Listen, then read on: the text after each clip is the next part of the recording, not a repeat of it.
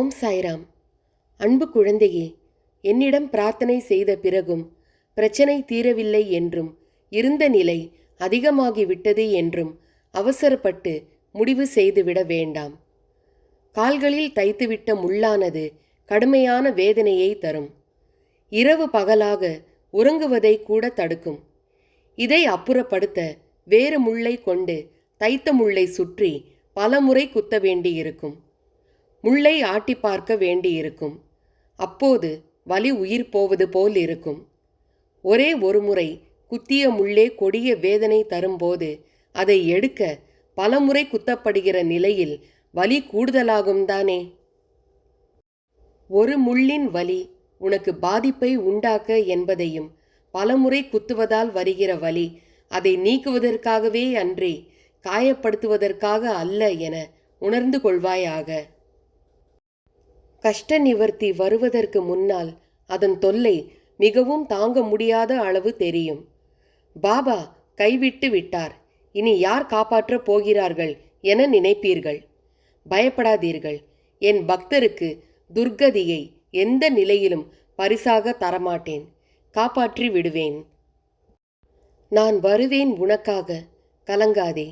இதுவரை கண்ணீரை மட்டுமே கண்ட நீ இனி உன் வாழ்வில் அற்புதங்களை காண்பாய்.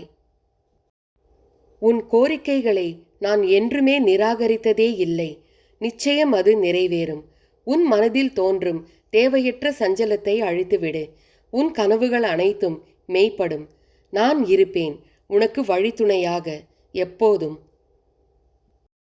போராடி போராடி ஓய்ந்து போய் விட்டதாக உணர்கிறாய் அல்லவா? பயப்படாதே, கலங்காதே. நீ தனியாக இருக்கிறாய் என்று. உன்னிடத்தில்தான், உன் மனதில்தான் நான் வசிக்கிறேன். உன் மனதில் உள்ள அனைத்து விதமான வலிகளும் துன்பங்களும் எனக்கு தெரியும். உனக்காக எல்லாம் சரி செய்து கொண்டுதான் இருக்கிறேன். ஒரு விஷயத்திற்காக போராடுகிறாய், முடிந்த வரையில் உன்னால் முடியும் என்று. ஆனால் அதற்கான காரணங்கள் தெரியாமலே அந்த விஷயத்தில் சோர்வை சந்திக்கிறாய். இதுதானே உன் மனதில் உள்ள கவலை. புலம்பாதே. புலம்புவதால் எதுவும் மாறப்போவது இல்லை. இதற்கு மேல் எப்படி என்னால் உழைப்பை போட முடியும் என்று உணரும் தருவாயில் முடியவில்லை என்ற எண்ணம் தோன்றும். நீ நிராயுத பாணியாக நிற்பதை போன்று தவித்து மனதிற்குள் புழுங்காதே. ஏதோ ஒன்று உன் உழைப்பை உயரவிடாமல் தடுக்கிறது. முடியாது என்று உணரும் தருவாய்க்கு கொண்டு வந்து விட்டது என்று தோன்றும் போது உன்னுடைய எல்லா பொறுப்பையும் என்னிடம் ஒப்படைத்து விடு. நான் இருக்கிறேன் என்றும் உனக்காக. நான் சுமக்கிறேன் உனக்காக.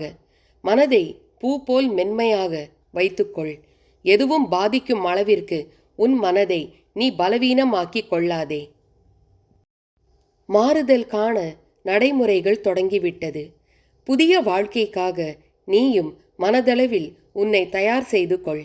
என் அன்பளிப்பும் என் பாசமும் என் அருளும் என் அன்பும் என் உயிரும் என் மூச்சும் என் பிள்ளையான உனக்கே தருகிறேன். உன் வாழ்க்கைக்காக நான் ஒன்றும் செய்யவில்லை என்று தோன்றினாலும் நான் எப்போதும் சுறுசுறுப்பாக இருக்கிறேன். உன் கடந்த காலத்தை பற்றி எனக்கு தெரியும்.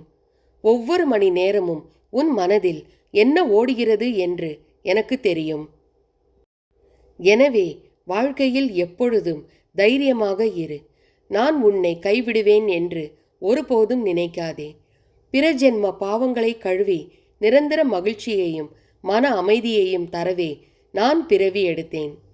சாய் என்னை கவனித்துக் கொள்கிறார் என்ற வார்த்தைகளை தினமும் 3 முறை மீண்டும் மீண்டும் சொல்லுங்கள். ஒவ்வொரு முறையும் நான் என் இருப்பை காட்டுவேன் என்று எதிர்பார்க்க வேண்டாம். ஆனால் உங்களுக்கு நான் மிகவும் தேவைப்படும் போது என் வலுவான இருப்பை நீங்கள் உணர்வீர்கள் என்று நான் உறுதியளிக்கிறேன். உன்னிடம் நான் எத்தனை முறை கூறியிருக்கிறேன், உன்னை விட்டு எந்த சூழ்நிலைகளிலும் நான் விலக மாட்டேன் என்று. உன்னை திருத்தி அமைக்கவே நான் இவ்வாறு செய்கிறேன். சேற்றில் கல் எறிந்தால் கரைபடுவது உனக்குத்தான். அந்த கல்லுக்கும் கரை உண்டு, ஆனால் அதற்கு உயிர் இல்லை.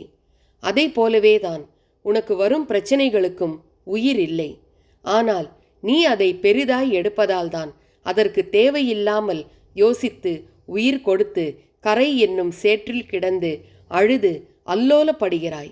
அதனால் உன் கவலை என்னும் சேற்றில் விழாது நடைபோடு. எல்லா பிரச்சனைகளுக்கும் ஒரு முடிவு இருப்பது உனக்கு தெரியும். எல்லா பிரச்சனையில் இருந்தும் நிச்சயம் விடுபடுவாய். உனக்கு எல்லாம் சுகமாகிவிடும். உனக்கான வெற்றி காலத்தில் நீ நுழைந்து விட்டாய். சர்வம் சாய்மயம். சர்வம் கிருஷ்ணார்ப்பணம். ஹரே கிருஷ்ணா, ஹரே ராமா. ஜெய் சாய்ராம்.